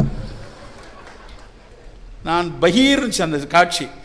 அப்புறம் நான் சொல்கிறேன், சார் நான் டாக்டர், அவர் கணவர், நாங்கள் சிகிச்சை கொடுக்குறோம், அவங்க கொஞ்சம் உளவியல் நோயாளி அப்படி தான் சொல்லுவாங்க, நான் ஆம்புலன்ஸ் கொண்டு வந்துட்டேன் அப்புறம்லாம் சொல்லி என்னோடய ஐடியா அவரோட ஐடியா ஒரு நிர்வாகம் எல்லாம் சொன்னதுக்கப்புறம் அந்த அம்மா புரிந்து கொண்டாங்க. அதுக்கப்புறம் ஆம்புலன்ஸில் கூப்பிட்டு போகிறோம். 7 ஆண்டுகள் சிகிச்சை, 1 நாள் 2 நாள் கிடையாது, 7 வருஷ சிகிச்சைக்கு அப்புறம் 2 பேரும் இன்றைக்கு அதே மாதிரி ஒரு மிகச்சிறந்த பணியில் இருந்து கொண்டு இருக்கிறார். மிகச்சிறந்த குழந்தைகளோடு மிக அருமையாக வாழ்ந்துகிட்டு இருக்காங்க. எதற்கு இதை நான் சொல்கிறேன்னா, நமக்கு வரும் நமக்கு வராது, இந்த நோயெல்லாம் வராது, நம் பிள்ளைகள்லாம் இன்றைக்கி மிகச்சிறப்பாக படிக்கிறாங்க அப்படின்னு தயவுசெய்து நினைத்திட வேண்டாம். நம் குழந்தைகளை உளவியல் ரீதியாக நலத்தோடு கொண்டு வர வேண்டியதும் நம்முடைய தலையாய கடமை. நம் பிள்ளை நல்லா சிரிக்கிறானா, 4 பேரிடம் நல்லா பழகிறானா, அவனுக்கு இன்டர்பர்சனல் ரிலேஷன்ஷிப் நல்லா இருக்கா, தன் நண்பனுக்காக பேசுகிறானா, சண்டை இடுகிறானா, அதெல்லாம் மிக முக்கியமான குணம். அவற்றையெல்லாம் விட்டு ஒற்றை பார்வையில் ஒரு லாடங்கட்டின மாடு மாதிரி அவன் பாடத்தை மட்டும் படித்து வாந்தி எடுத்துக்கிட்டே இருக்கான்னு வச்சுக்கோங்களேன், அது ஒரு பெரிய அளவில் நோய் கூட்டத்தை கொண்டு வந்து விடும். இன்றைக்கு இருக்கிற சூழலில் நலத்தில் மிக மிக முக்கியமாக பார்க்கப்பட வேண்டியது மனநலம். நண்பர்களே, அந்த மனநலத்திற்கு மிகச்சரியான தேவையில் முதல் தேவை தூக்கம். உறக்கத்தை இன்றைக்கு நிறைய தொலைக்கிறோம். 6லிருந்து 7 மணி நேர உறக்கம் மிக மிக அவசியம். அதுக்காக எல்லாரும் தூக்க மாத்திரை போட்டு தூங்கணும் அவசியம் இல்லை. ஒருவேளை உறக்கம் சரியாக இல்லைன்னா மாலை நேரத்தில் நடைபயிற்சி வச்சுக்கோங்க. 1 மணி நேரம் மாலை நேரத்தில் நடந்து, அதுக்கப்புறம் நல்ல வெந்நீரில் குளித்து, அதுக்கப்புறம் இரவில் எளிய ஆவியில் வெந்த உணவுகளை எடுத்துக்கொள்ளுங்க. எளிய ஆவியில் வெந்த உணவில் இன்றைக்கி உலகமே கொண்டாடுற உலக இட்லி தினம். இன்றைக்கி இட்லி எடுத்துக்கொள்ளுங்க. சார் சர்க்கரை நோயாளி, நீ இட்லி பக்கம் போயிடாத. சர்க்கரை நோயாளியை பொறுத்த வரைக்கும் காலை உணவு எப்படி இருக்கணும், இரவு உணவு எப்படி இருக்கணும்னா, முதல்ல கார்போஹைட்ரேட் இருக்கக்கூடாது. காலையில் சர்க்கரை லேசாக இருக்குது, இல்லை கூட இருக்குது, நான் இன்சுலின் போடுறேன், என்ன வேணாலும் பண்ணேன். காலை உணவுனா நல்ல சுண்டல். முந்தின நாள் ராத்திரியே நீ கொஞ்சம் கொண்டக்கடலை ஊற வச்சுட்டு படு. காலையில் எழுந்து அதை ஒரு குக்கரில் வேக வச்சுக்கோ. கொஞ்சம் காய்கறிகளை அதே மாதிரி, உனக்கு இட்லி தட்டெல்லாம் வீணாயிருமே அப்படின்னு பயமாக இருந்தால் அந்த இட்லி தட்டில் காய்கறிகளை வேக வச்சு எடுத்துக்கோங்க. கொஞ்சம் தக்காளியை லேசாக வதக்கிட்டு அந்த காய்கறிகளை போட்டு ஒரு மிக்சியில் ஒரு அடி அடிச்சுட்டு அதை ஒரு சூப் மாதிரி ஒரு பெரிய பாத்திரத்தில் ஒரு 200 ml வேணாலும் எடுத்துக்கலாம். நல்லா கொஞ்சம் சுண்டல், கொஞ்சம் ஸ்ப்ரவுட்டு, கொஞ்சம் சூப்பு, முட்டை சாப்பிட்றவங்க ஒரு ஆம்லெட். ஏன்னா ப்ரோட்டீன் ரொம்ப முக்கியம் நமக்கு. ஸோ 2 ஆம்லெட்டு, இல்லை நான் முட்டை சாப்பிட மாட்டேன்னா பன்னீர் சாப்பிடுங்க. பாதாம் பருப்பு, நிலக்கடலை, இப்படி தான் காலை உணவு இருக்கணும். சரி சார், இதெல்லாம் பிஃபோர் ஃபுட்டா ஆஃப்டர் ஃபுட்டான்னு கேட்கக்கூடாது. இதுதான் காலை உணவு. பசிக்குமே, 11 மணிக்கு எனக்கு இதெல்லாம் சாப்பிட்டா பசிக்கும் சார், தலை கிருகிருன்னு வரும் சார், தலை வலிக்கும் சார், வலிக்கட்டும், கிருகிருன்னு வரட்டும். 11 மணிக்கு அலுவலகத்தில் ஒரு தேநீரோ ஒரு கொய்யா துண்டோ ஒரு ஆப்பிளோ சாப்பிட்டுக்கலாம். அப்படி நல்லா 11:30 மணிக்கு பசிச்சதுன்னா உங்கள் உடம்பு படு ஆரோக்கியமாக இருக்குன்னு அர்த்தம். ஒரே ஒரு ஆப்பிள், ஒரே ஒரு கொய்யா பழத்தை சாப்பிட்டுட்டு அப்புறம் மதிய உணவுக்குள்ளே போயிடணும். அந்த மதிய உணவுலேயும் நிறைய காய்கறி தான் இருக்கணும். 80% காய்கறிகள் தான் இருக்கணும். இல்லை கீரை, காய், புலால் சாப்பிட்றவங்கன்னா நல்ல மீன் துண்டு, காடை, கோழியில் காடை, ஜாப்பனீஸ் குவில் அப்படின்னு பேர் காடைக்கு. அவ்வளோ சிறப்பு. பத்தியத்திற்கு ஆகாத உணவுகள் ஆகும் உணவுகள்னு சித்த மருத்துவத்தில் படிப்போம். காடை தான் சிறப்பு, கோழியை விட. காடை எடுத்துக்கொள்ளலாம், புலால் எடுத்துக்கொள்ளலாம். ஒருவேளை உன்னுடைய கெட்ட கொழுப்பு மிக அதிகமாக இருக்கா, அப்போ நீ மட்டன் எடுக்காத, மீனோடு நிறுத்திக்கொள். இப்படியான ஒரு உணவு இருக்கணும். சோறு கொஞ்சமாக இருக்கணும், குவிச்சு வைக்கக்கூடாது. இப்படி நல்லா குவிச்சு வைக்கிறது. அதுக்கப்புறம் 2வது சில பேர் மறுசோறு பொல்லையை எதிர்ச்சிட்டிங்களே அப்படிமா. மறுசோறு போட்டால் நீ காலி, தேவையில்லை, கொஞ்சோல சோறு போதும். அந்த சோறும் வெள்ளை சோறாக இருக்க வேண்டாம். நல்ல சிகப்பரிசி, கருப்பு கவுனி அரிசி, காடைக்கண்ணி அரிசி, வரகரிசி, சாமை அரிசி, இப்படியான அரிசிகளாக இருக்கட்டும். அந்த அரிசியில் நல்லா குழம்பு காய் விட்டு கொஞ்சோல சோறில் சாப்பிட்றணும். அதே மாதிரி நான் அடிக்கடி எல்லா கூட்டங்கள்லையும் தொடர்ந்து சொல்லிக்கொண்டே இருப்பது, பல பெண்களை பார்க்கும்போது சொல்கிறது, தயவு செய்து உங்கள் வீட்டில் அன்னக்கரண்டின்னு ஒன்று இருந்துச்சுன்னா அதை எடுத்து கிழக்கு பக்கமாக நின்று 3 தடவை தலையை சுற்றி எரிஞ்சிருங்க. ஏன்னா எனக்கு அந்த அன்னக்கரண்டியை பார்க்கும்போதெல்லாம் அந்த பிடபிள்யூடி ஆஃபீஸில் இருக்கிற பொக்லைன் எந்திரம் மாதிரியே இருக்கும். பாளமாக அரிசியை வச்சே இன்றைக்கி பல பேரை சக்கரை வியாதி ஆகிட்டாங்க. சோறு அவ்வளோ வேண்டாம், கொஞ்சமாக சோறு வைத்து நிறைய காய்கறி கீரைன்னு எடுத்துக்கொள்ளும். சிறு குழந்தைகளாக இருக்காங்களா, நல்ல இட்லி மிகச்சிறப்பான உணவு, கேழ்வரகு மிகச்சிறப்பான உணவு. பல பேருக்கு ஒரு குழப்பம் இருக்குது, சார் நான் டயபெட்டிக் ராகி கஞ்சி சாப்பிட்றேன், ராகி தோசை சாப்பிட்றேன். டயபெட்டிக் ராகி சாப்பிடக்கூடாது. ராகி ஹை கிளைசிமிக், அது மிகச்சிறப்பான தானியம், சந்தேகமே இல்லை. ஒரு விஷயத்தை நல்லா புரிந்து கொள்ளணும். நம்மக்கிட்ட இருக்கிற பிற முக்கியமான பிரச்சனை என்ன அப்படின்னா, எல்லோருக்கும் பொதுவான உணவு. சார் ஒரு ரெசிபி சொல்லுங்கள் சார், டயபெட்டிக் மட்டும் இப்படிலாம் சாப்பிட்டா டயபெட்டிக் ஜம்முன்னு இருக்கணும் அப்படி ஒன்று சொல்லுங்கன்னா அப்படி ஒன்று கிடையாது. உண்மை அதுதான். அவரவருக்கு ஏற்றாற் போல் அவரவருடைய தொழில், அவரோட வேலை, அவர்களுடைய மரபு, அவர்களுடைய சர்க்கரை அளவுக்கு ஏற்ற மாதிரி நம்ம உணவை தேர்ந்தெடுக்கணும். அப்படி உணவு எடுக்கும்போது கம்பு நல்லது, சர்க்கரை நோயாளியாக கம்பஞ்சோறு நல்லா எடுக்கணும், வரகரிசி நல்லா எடுக்கணும். இவற்றை நம்ம எடுத்துக்கொள்ளலாம். காலகாலமாக நம்ம சாப்பிட்ட அரிசி வரகரிசி. ஔவைகிட்ட கேட்குறாங்க, இவ்வளோ பெரிய தமிழ் மூதாட்டி, உனக்கு ஏதாவது பெரிய விருந்து கொடுக்கணும்னு நினைக்கிறேன், என்ன வேணும் அப்படின்னு கேட்குறாங்க. ஔவை சொல்கிறாங்க, வரகரிசி சோறும் வழுதுணங்காயும் முறை புளித்த தயிரும் தா. 3 விஷயம். வரகரிசி சோறும் வழுதுணங்காயும் முறை முடித்த தயிரும் தான்னு கேட்டால் அந்த காலத்தில் ஔவையின் தனிப்பாடலில் வருது. அது கேட்டிங்கன்னா எப்படி இருந்திருக்கணும்? ஒன்று, அவள் ஒரு சாமானிய மனிதர்களுடைய பிரதிநிதி, அப்போது அது ஒரு சாமானியனுடைய உணவாக இருந்திருக்கணும். ஒன்று, இல்லைன்னா ஒரு மன்னன் கேட்குறான் ஒரு ஃபீஸ்ட் ஃபுட் அப்படின்னா அது ஒரு சிறப்பு உணவாக இருந்திருக்கணும். 2, இல்லை என்றால் அந்த கவிஞனுடைய ஒரு உசத்தியான கற்பனையாக இருந்திருக்கணும். எப்படி எடுத்தாலும் அந்த நமக்கான உணவு தானே. அப்போ வரகரிசி வழுதனங்காய் முறை புளித்த தயிர், அந்த புளித்த மோர் இருக்கு இல்லையா, புளித்த மோர், புளித்த அன்னக்காடி, புளித்த பழஞ்சோறு மிக மிக அவசியமான உணவு நண்பர்களே. வெயில் கொளுத்த ஆரம்பிச்சிருச்சு. இப்போமே வெயில் கொளுத்த ஆரம்பிச்சதுக்கப்புறம் காலை பானமாக, காலை உணவாக நம்ம அத்தனை பேரும் எடுத்துக்கொள்ள வேண்டிய உணவு அந்த நீராகாரம் தான். கொஞ்சம் புளிச்சிருக்கிற நீராகாரம். பல ஆய்வுகள் வந்து கொண்டே இருக்குது. ஒரு காலத்தில் இதை நாங்கள்லாம் சொல்லும்போது பேசும்போது இழக்காரமாக ஏளனமாக பார்த்தவர்கள் உண்டு. என்னையா பழஞ்சோறு மீதி இருக்குது, தண்ணி ஊற்றி குடிக்கிறான், இதை போய் ஒரு பெரிய வியாக்கியானம் பேசுவீங்களா அப்படின்னு சொல்லுவாங்க. ஆமாம், மீதி உள்ளது தான். அந்த மீந்ததை வீணாக்காத தமிழ் சமூகம். நம்ம உணவை தூர எரிஞ்சு பழக்கம் கிடையாது. ஒன்று நம்ம பகிர்ந்து சாப்பிடுவோம், இல்லைன்னா அடுத்த நாள் சாப்பிடுவோம். இட்லி உப்புமாவை தான் நம்ம சாப்பிட்டோம் அடுத்த நாள் காலையில். அப்போ அந்த நீராகாரங்கிறது பல ஆய்வுகள் உறுதிப்படுத்துது. கொஞ்சம் அந்த கார்போஹைட்ரேட் ஒரு நாள் சற்று நொதித்து புளித்து இருந்ததுன்னா அதில் சேரக்கூடிய ஏராளமான கோடிக்கணக்கான பாக்டீரியாக்கள், அதில் உள்ள நல்லது செய்கிற பாக்டீரியாக்கள், ப்ரோபயாட்டிக் அப்படிம்பாங்க. அந்த ப்ரோபயாட்டிக் ஃபுட்டை பற்றி இன்றைக்கி போய் படித்து பாருங்கள். நேற்றைக்கு முந்தைய தினம் ஒரு ஆய்வு கட்டுரை வந்திருக்கு கட் பயோட்டா பற்றி. கட் பயோட்டானா குடலில் இருக்கக்கூடிய நமக்கு நல்லது செய்யக்கூடிய இதுவரை நாம் அறியாத ஏராளமான நுண்ணுயிர்கள் வைத்துக்குள்ளே இருக்குது. அப்போ நம்ம சாப்பிட்ற சாப்பாடு நம் வாய்க்காக, நம் ருசிக்காக மட்டும் இல்லாமல் அந்த நுண்ணுயிரிக்கு இருக்கணும். அந்த கட் பயோட்டா நல்லா இருந்தால் மட்டும்தான் நாம் எதிர்பார்த்தல் நலமாக இருக்கும், ஜீரணம் நலமாக இருக்கும். இன்றைய ஆய்வு என்ன சொல்லுது அப்படின்னா, இந்த கட் பயோட்டா சரியாக இருந்தால்தான் நம் சிந்தனையே சரியாக இருக்குங்கிறான். அப்போ அதை சரி செய்யக்கூடிய உணவு இந்த நீராகாரம். ஆப்பிரிக்கர்கள் ஒரு அப்படின்னு ஒன்று குடிக்கிறாங்க. இரு என்ற உணவு. அவர்கள் தானியத்தை இதே மாதிரி அவங்க ஊரில் இருக்கக்கூடிய சிறுதானியத்தை தண்ணி ஊற்றி மறுநாள் காலையில் கரைச்சி குடிக்கிறான். ஒகி என்று உணவு இருக்குது, அதை அவர்கள் குடிக்கிறார்கள். அத்தனை ஆப்பிரிக்க மக்களும் அதை குடிக்கிறாங்க. கம்பூச்சா, தேநீரில் கொஞ்சம் காளானை போட்டு புளிக்க வைத்து சீனர்களும் ஜப்பானியர்களும் அந்த கம்பூச்சா டீ குடிக்கிறாங்க. உலகம் முழுக்க இப்படி முந்தைய தினம் புளிக்க வைத்து சாப்பிடக்கூடிய ஒரு பழக்கம் இருக்குது. அவற்றை நாம் எடுத்துக்கொள்ளணும். இந்த ப்ரோபயாட்டிக் ஃபுட் நம்மளுடைய நலத்திற்கு மிக மிக சிறப்பு. இப்படி யோசிக்கக்கூடிய அத்தனை நல்லது செய்யக்கூடிய உணவெல்லாம் பார்க்கும்போது இன்னொரு விஷயம் பின்னாடி தொக்கி நிற்குது. அதுதான் மண்ணலம். எது மிகச்சிறப்பான உணவு என்று இன்று அறியப்படுதோ, வரகரிசி, கம்பரிசி, கருங்குருவை, காடைக்கண்ணி, காட்டுக்கவுனி, இப்படி இந்த அரிசியெல்லாம் பார்க்குறோமே, இது நமக்கானது மட்டும் கிடையாது. இன்றைக்கி ஒட்டுமொத்த உலகமும் பன்னாட்டு சிறுதானிய ஆண்டாக கொண்டாடுகிறது. எவ்வளவு சந்தோஷமாக இருக்குது தெரியுமா? 2002 சிறுதானியத்தை பற்றி பேச ஆரம்பிக்கும் போது பல ஏளனங்களை நான் பார்த்தவன். பெரம்பூர், எங்கள் ஊர் பக்கத்தில் பெரம்பூரில் ஒரு கடை உண்டு. அப்போ நான் உணவியல் துறையில் ஆராய்ச்சியாளராக பணியாற்றிக்கிட்டு இருக்கேன். அப்போ எனக்கு ஒரு ஆசை. அப்போ இந்த சிறுதானியங்களை பற்றி எனக்கு கற்றுக் கொடுத்த ஆசிரியர் இதை படிடா, இதை சொல்லுடா அப்படின்னு சொன்னதில் திணையை பற்றி படித்து கொண்டிருந்தேன். அப்போ அந்த பெரம்பூரில் அந்த கடையில் மட்டும்தான் தினை அரிசி விற்பான். அந்த கடைக்கு போவேன். நான் போனானே அவர் சார் தினை அரிசி கேட்பார், கொடுங்க அப்படின்னு சொல்லி கொடுப்பாங்க.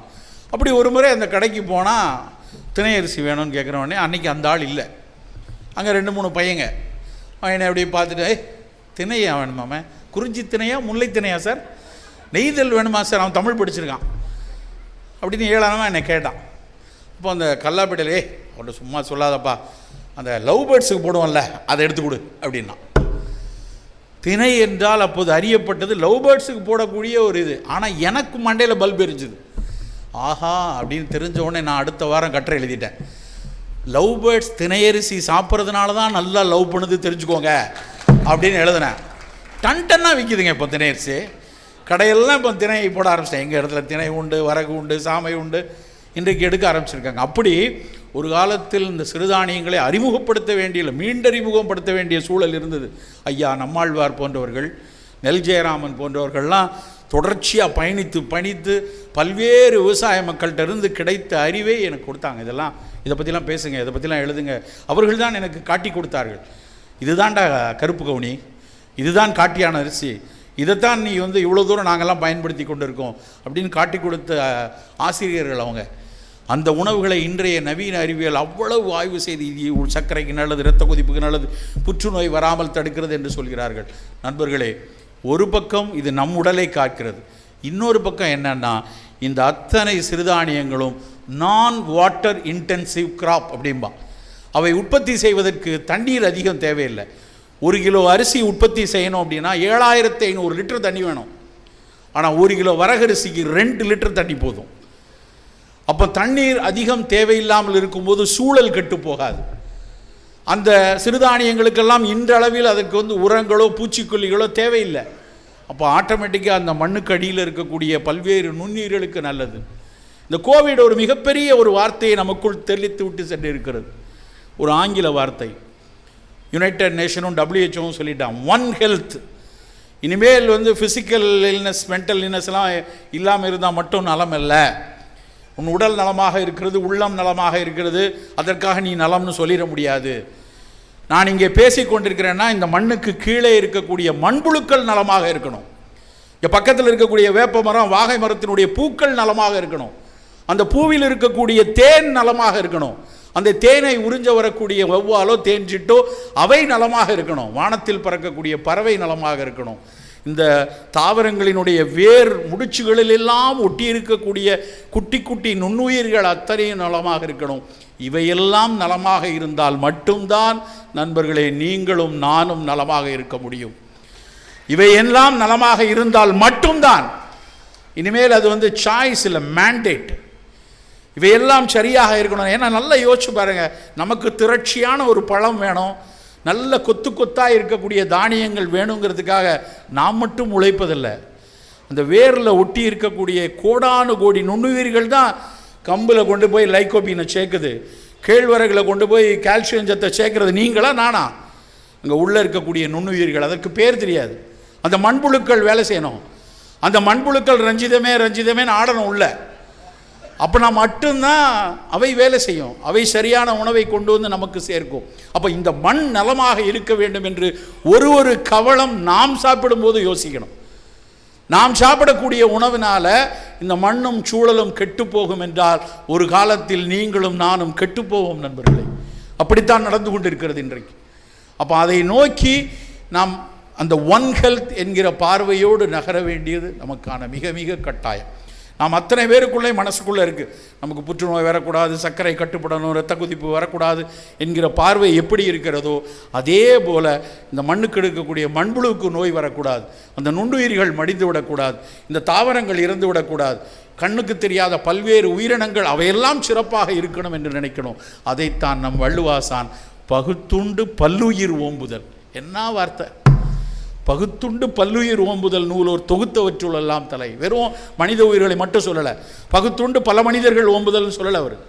பகுத்துண்டு பல்லுயிர் ஓம்புதல், எல்லா உயிரும் நல்லா இருக்கணும். அவையெல்லாம் நல்லா இருந்தால் தான் நாம் நலமாக இருக்க முடியும். நண்பர்களே, நம் நலம் முதலில் அத்தனை பேருக்கும் இன்றைக்கு சவாலாக இருக்கக்கூடிய உள்ள நலத்தை முதலில் மனதில் ஒட்டிக்கொள்ளுங்கள். உங்கள் வீட்டு குழந்தைகள் சிரித்து மகிழ்ந்து இருக்கிறதா என்பதை இன்றைக்கு நீங்கள் எடுத்து சொல்லக்கூடிய ஒரு செய்தியாக வைத்துக் கொள்ளுங்கள். உங்களுடைய உடல் ஆரோக்கியத்திற்கான ஒரு தேடலும் உங்கள் உணவில் இருக்கிறதா? எனக்கு பரிமாறக்கூடிய ஒரு வேளை உணவிலும் அது என் சர்க்கரையை கட்டுப்படுத்துமா, என் இரத்த குதிப்பை கட்டுப்படுத்துமா, இனிப்பு வேண்டாம் உப்பு வேண்டாம் என்கிற பார்வை நமக்கு இருக்கட்டும். 6 சுவையில் பிரதானமாக நம்ம அத்தனை பேரும் மீண்டும் மீண்டும் தின்று கொண்டிருப்பது இனிப்பு, உப்பு, புளிப்பு, கார்ப்பு. இந்த 4 தான் சாப்பிட்டுட்டே இருக்கோம். கசப்பையும் துவர்ப்பையும் விட்டுட்டோம். எத்தனை பேர் போன ஒரு வாரத்தில் கசப்பும் துவர்ப்பும் 2 நாளாவது சாப்பிட்ருப்போம்? இருக்காது, மிக மிக குறைவு. ஆனால் என்னன்னா, எந்த பொருள் கசப்பாகவும் துவர்ப்பாகவும் இருக்குதோ அதுதான் நம்மை காக்கக்கூடியது. நிலவேம்பை கொண்டாடுறோமே, நிலவேம்பு குடிநீர், கபசுர குடிநீர், எதனால்? அந்த கசப்பும் துவர்ப்பும் தான். அதில் இருக்கக்கூடிய கசப்பும் துவர்ப்பும் பின்னாடி தான் ஏகப்பட்ட ஃபினாலிக் காம்பவுண்ட்ஸ், டெர்பினாய்ட்ஸ், பாலிஃபினால்ஸ் எல்லாம் இருக்குது. அப்போ கசப்பும் துவர்ப்பும் இயல்பாக இருக்கக்கூடிய கடுக்காய், சுண்டக்காய், வாழைத்தண்டு, வாழைப்பூ, பாகக்காய் நாம் ஏன் சாப்பிடக்கூடாது? வெந்தயம், இதை தினம் தினம் சேர்த்துக்கொள்ளணும். காலை இஞ்சி, கடும்பகல் சுக்கு, மாலை கடுக்காய்னு சொன்னால் ஒரு சின்ன ஃபார்முலா உலகத்தில் எந்த நாட்டிலையும் கிடையாது. எனக்கு தெரிஞ்சு அமெரிக்கர்கள்ட்ட, ஐரோப்பியர்கள்ட்ட, தென் அமெரிக்க நாட்டில் இப்படி ஏதாவது ஃபார்முலா இருக்கான்னு நான் கேட்டிருக்கேன். எனக்கு தெரிந்த நண்பர்கள்ட்ட கேட்டிருக்கேன். இதெல்லாம் நல்லதுன்னு நிறைய பிளான்ட் சொல்கிறாங்க சார், ஆனால் இப்படி கோர்வையாக இருக்க மாதிரி தெரியல. மிகப்பெரிய அறிவியலாளர்கள் சொல்கிறது. ஆனால் நம் தமிழ் சமூகம் சொல்லியிருக்க, காலை இஞ்சி, கடும்பகல் சுக்கு, மாலை கடுக்காய். யோசிச்சு பார்க்குறோம். ஏன் காலையில் இஞ்சின்னு சொன்னான்? இஞ்சியை மத்தியானம் சாப்பிட சொல்லியிருக்கலாம், குருமாலை போட சொல்லியிருக்கிறான். காலையில் பித்தம் ஏறி இருக்கிற நேரம், பித்தத்தை தணிக்கக்கூடிய பொருளில் தலையாய பொருள் இஞ்சி. அப்போ சின்னதாக இஞ்சி மேல் தோலை சீவி சின்னதாக கட் பண்ணி தேனில் போட்டு சாப்பிடணும். இஞ்சிக்கு அனுபானம் தேன். இஞ்சி அப்படியே சமைச்சு சாப்பிடக்கூடாது, தேனில் போட்டு தான் சாப்பிடணும். இஞ்சி சாறு கொஞ்சம் விட்டு, கொஞ்சம் தேன் விட்டு வெந்நீரில் கலந்து சாப்பிட்லாம் காலை பானமாக. கடும்பகல் சுக்கு, இஞ்சியும் சுக்கும் ஒரே தாவரம் தான், உலர்ந்தால் சுக்கு. அந்த சுக்கை ஒரு துளி போட்டு ஒரு துளி நெய் போட்டு சாப்பிட சொல்கிறான். கடும்பகல் சுக்கு. மாலை கடுக்காய், ரொம்ப ரொம்ப முக்கியமானது கடுக்காய். இந்த பச்சை மலை முழுக்க கடுக்காய் இருக்கிறது. இந்த கடுக்காயினுடைய பயன் தெரியாமல் எங்களுடைய திட்டக்குழுக்கு வந்துச்சு. பச்சை மலை, இந்த கொல்லிமலையெல்லாம் நிறைய கடுக்காய் இருக்குது சார், எல்லாம் 60 ரூபா 70 ரூபாய்க்கு வாங்கிட்டு போகிறாங்க அப்படின்னா ரொம்ப வேதனையாக இருக்குது. 1000 ரூபாய்க்கு வாங்க மாட்டானான்னு எனக்கு தோணுது. விலை கூடலாம், ஏன்னா அவ்வளவு பொக்கிஷமான ஒரு பொருள் அந்த கடுக்காயும் தாயும் கருதில் ஒன்றை கேள், கடுக்காய் தாயினும் மேலாம்னு சொன்னான். என்ன அர்த்தம் அப்படின்னா, கடுக்காய்க்கு 6 சுவை இருக்குது, கடுக்காயும் 6 சுவை கொடுக்கும். ஒரு தாய் 6 சுவை உள்ள உணவை கொடுப்பா. ஆனால் தாய் 6 சுவை உள்ள உணவில் கொஞ்சம் இனிப்பு புளிப்பெல்லாம் கூட்டி கொடுத்து ஒருவேளை குழந்தைக்கு நோய் வரலாம். ஆனால் கடுக்காயில் மட்டும்தான் 6 சுவை சரி விகிதத்தில் இருந்து நோயை குணப்பாக்கக்கூடியது. அப்போ கடுக்காய் தாயை விட சிறந்ததுன்னு எழுதி வச்சுருக்கான் நம்ம ஊரில். அப்போ அந்த கடுக்காயினுடைய விதையை தூக்கி போட்டு பொடி பண்ணி வச்சு இரவில் ஒரு அரை ஸ்பூன் வெந்நீரில் சாப்பிட்டா என்ன குறையுது? அது என்ன கெமிக்கலா? சாதாரணமாக தினம் தினம் நாம் சாப்பிட்ட உணவு. இப்போ கடுக்காய் எடுத்துக்கொள்ளலாம், காலையில் இஞ்சி எடுத்துக்கொள்ளலாம். நண்பர்களே, இப்படி தேடி தேடி நம் உணவை தேர்ந்தெடுத்து சாப்பிடுங்க. அந்த உணவு எது நமக்கான உணவு என்ற தேடலை அடுத்த வளாகத்தில் நாளை காலையில் போய் அங்கே இருக்கக்கூடிய உணவு குறித்த புத்தகங்களை படிங்க. தமிழ் புத்தகத்தை படிங்க. அறியப்படாத தமிழகம் என்று பரமசிவம் எழுதின ஒரு புத்தகம், கிளாசிக் வரிசையில் காலேஜ் ஸ்கூலில் போட்டிருக்காங்க. அத்தனை பேர் வீட்டிலும் இருக்க வேண்டிய புத்தகமாக நான் கருதுகிறேன். சேப்பியன்ஸ் ஒரு ஆங்கில நூல், த சாங் ஆஃப் த செல் சித்தார்த் முகர்ஜியுடைய நூல். இவையெல்லாம் நம்ம படிக்க வேண்டிய, வாசிக்க வேண்டிய, ஒவ்வொரு வீட்டிலும் இருக்க வேண்டிய நூல். நூல்கள் அப்படி இருக்கிறது. ஞானவீகமா எத்தனை கவிஞர்களை அறிமுகப்படுத்திட்டு போனாங்க. ஒரு அரை மணி நேரத்தில் தமிழகத்தினுடைய மூத்த கவிஞர்களின் அத்தனை சாரத்தையும் அப்படியே தெளிச்சுட்டு போனாங்க. திரும்பி போகும்போது நம்ம யார் அன்றைக்கி வாங்க போகிறோம்? கலாபரியா வாங்கிட்டு போகலாமா, வண்ணதாசன் வாங்கலாமா, பிரமிளை வாங்கிட்டு போகலாமா, நாமுத்துக்குமாரை எடுத்து செல்லலாமா, ஆத்மநாமம் எடுக்கலாமான்னு அத்தனை பேருக்குள்ளேயும் மண்டையில் உறுத்தணும். கடைசியாக ஒவ்வொரு ஆண்டும் நிதிநிலை அறிக்கையில் பார்க்கும்போது 50,000 கோடிக்கு சரக்கு விற்று லாபம் இருக்கிறது என்று படிக்கிறோம். அடுத்த 2-3 ஆண்டுகளிலாவது புத்தக திருவிழாவில் 1000 கோடி விற்று லாபம் கிடைத்தது என்று மக்கள் பேச வேண்டும். அந்த போதை உடலை அழிக்கும், இந்த போதை உங்களை எல்லாம் உயர்த்தும். நன்றி, வணக்கம்.